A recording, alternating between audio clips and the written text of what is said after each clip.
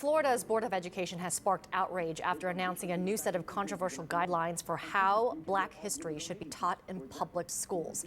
One part of the new standards requires instruction on how slaves may have gotten a, quote, personal benefit from being taught certain skills while enslaved. Vice President Kamala Harris made a last-minute trip to Jacksonville last night. She called out that specific part of the curriculum in a very fiery speech.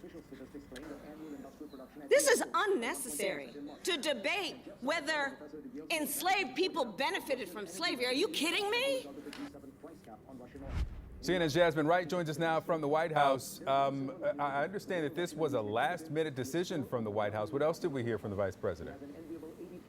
Yeah, Victor, it was a last-minute decision added to her schedule on Thursday, a White House official told me. But she, in those remarks, absolutely slammed Republicans for their participation in this new standards for the Florida Board of Education, really saying that they were pushing propaganda. And she said that so-called leaders, not naming Ron DeSantis by name, but of course in his home state, were willfully misleading children about the negative impacts of slavery and other historical events. Of course, book bans and the right to learn is something that the White House has been focusing on at an increasing pace, really trying to speak out against it, which is exactly what Vice President was doing, trying to galvanize base Democratic voters ahead of the 2024 election when she said that Republicans were replacing history with lies. Take a listen. These extremist so-called leaders should model what we know to be the correct and right approach if we really are invested in the well-being of our children. Instead, they dare to push propaganda to our children. This is the United States of America. We're not supposed to do that. Now, Victor, that performance that we just saw from the Vice President is the exact reason why Biden officials put her in that place, really thinking that she's a person that can galvanize base Democratic voters on this issue, among other cultural war issues that we know that the White House is increasingly wading into ahead of that 2024 campaign. Jasmine, are we hearing anything from Ron DeSantis?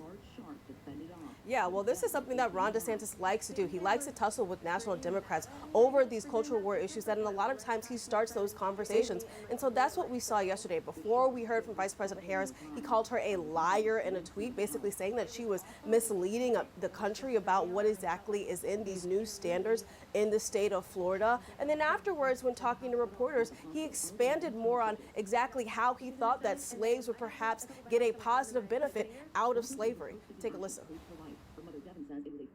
I think what they're doing is I think that they're probably going to show some of the folks that eventually parlayed, being a blacksmith into doing things later in life.